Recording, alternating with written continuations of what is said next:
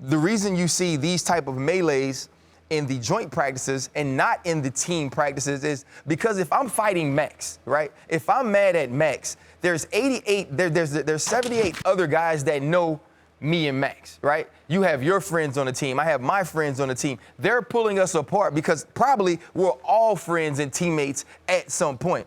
In these practices, the first thing that happens is Max is my boy, Max is my teammate. Doesn't matter who Stephen A is, he's wearing another color. I have to defend him, I have to fight. So that's why it turns into this big brawl. So this has to be handled before you get to the practice field against another team. I don't disagree with any of your points, but I think there's a more important point to bring up here. The NFL has to do something about it. I think that joint practices should be eliminated. I don't mind team practice. Obviously, you get a chance, you got to practice. But I do not believe you should see an opponent until it's time to compete against them. That's my position. The reason I feel that way is because of some of the things that you pointed out, along with some additional things. Number one, when you talk about somebody wearing a different uniform, you don't have the love for them that you'd have for your teammate, okay? Number two, this is the National Football League. See, this is not the NFL, y'all. If LeBron James to Michael Beasley are playing in the NBA, your dollars are guaranteed. You understand? and it's usually an exorbitant amount of dollars in most instances.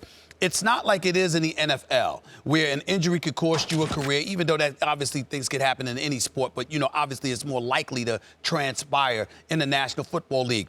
You have a license to assault people in the sport of football and get away with it. That's not necessarily the case in basketball, baseball, or other sports. Number three. In front of me right now, I have a list. Now, I think it's been around 18 ACL injuries or whatever the case. I got 15 in front of me. I got 15 in front of me right here, a list of 15. 12 of these guys is before a preseason game was played. Only 4 of them have happened during preseason. Now, this is the same National Football League that talks about safety. This is the same National Football League that talks about the well-being and the welfare of the player.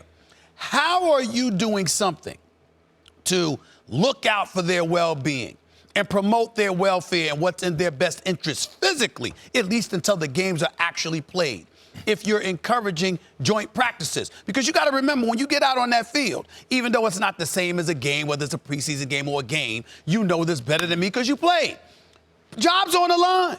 Now, the stars don't have anything to worry about, but a lot of dudes on a football squad, Max, their job's on the line. And if you don't show up and perform, and you don't perform, if you're getting burnt in practice, it's not like the coach goes like this. It's just practice. Don't worry about it. You'd have to show me They're holding evidence. it against you. You'd have to show me evidence. But there are higher incidents of injury and joint practice. Look, this is what it comes down to. I think you're reacting to a feeling.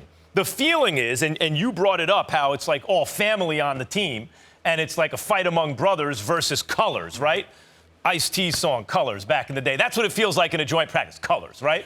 And as opposed to Eric B. and Rakim, what's going on? Every now and then they give my knuckle game a test, but I don't fess, I just get rid of the stress and then shake hands like a man because it's a family thing only the crew will understand.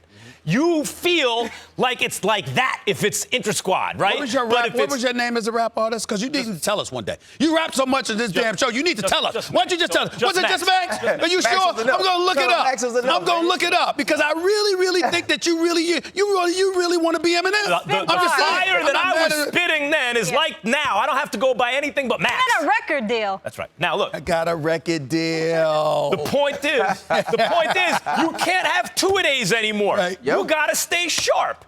So you're going to have joint practices. It's no big deal until you can show me, dudes are getting injured. This is getting out of control. The kids are seeing it, whatever. Give me some evidence why you really shouldn't have them. I also just finished saying to you, I didn't just say injuries. I also said that it's another mechanism in which which can be held against the player. You've got to practice, but now you're practicing against the opponent, what have you. Listen, I know that the players actually like it. Right? And maybe not the... Yeah, they'd rather go against opponent than each other. Absolutely. They'd rather... Because when you see the same dude stand across from you for 3 weeks, eventually you want to do it. You were talking about competition earlier. We're all competitors. And everybody in that situation amps it up a little bit, and the practice becomes more competitive because when Darius Slay Jr. goes out every day and covers Marvin Jones Sr. and finally figures out, you know what? I want to go against somebody else. Last week, they were in Oakland right? Because the Patriots are a big proponent of this. Who's the coach of the Detroit Lions now? Matt Patricia, yep. right? So last week they go to Oakland, and there's viral videos of Darius Slay and Amari Cooper in one-on-ones competing. Sometimes you have to get those things, and there's going to be fight, and there's going to be physicalities, but you need to understand that the coaches first need to put into play or put something in a protocol that says if you fight, you're done.